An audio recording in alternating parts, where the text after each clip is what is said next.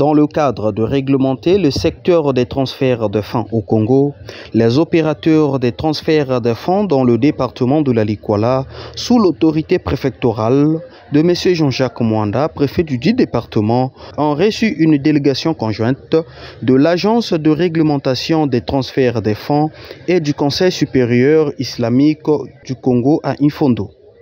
Question de communiquer, dialoguer et orienter les opérateurs sous les dispositions de la loi des finances 2025.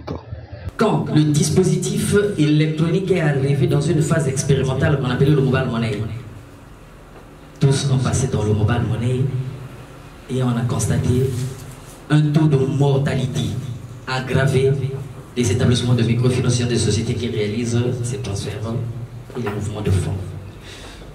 On a consenti tous à avoir le portefeuille électronique. Donc, le téléphone était devenu le portefeuille électronique. C'est aussi une forme d'économie.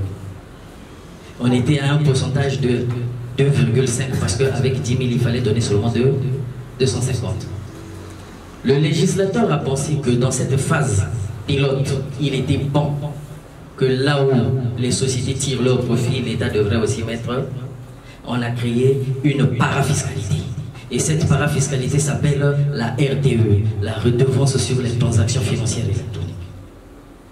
Pour organiser, mettre en place et suivre ce dispositif, l'État devrait mettre les moyens pour assurer ce dispositif qu'on appelle le hub digital.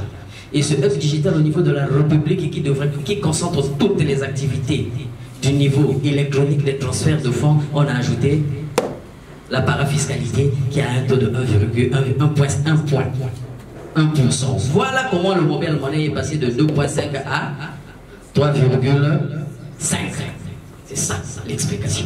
L'État a mis son veto. Lesquels sont assujettis à la TTF.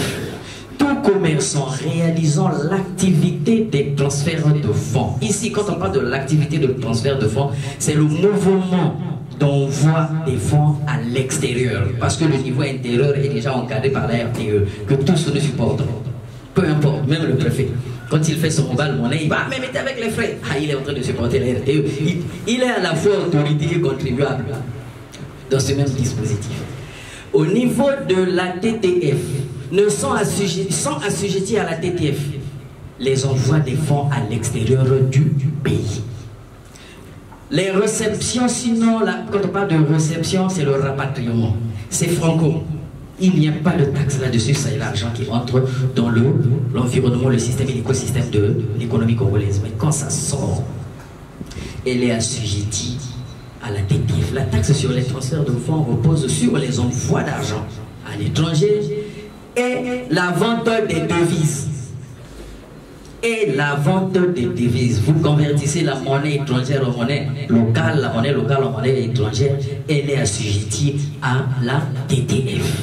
Concernant la loi des finances 2025, l'inspecteur Limbili Ghislain Rodrigue déclare que le Parlement a disposé les sanctions administratives et pécuniaires à l'ensemble des opérateurs réalisant des activités des transferts des fonds.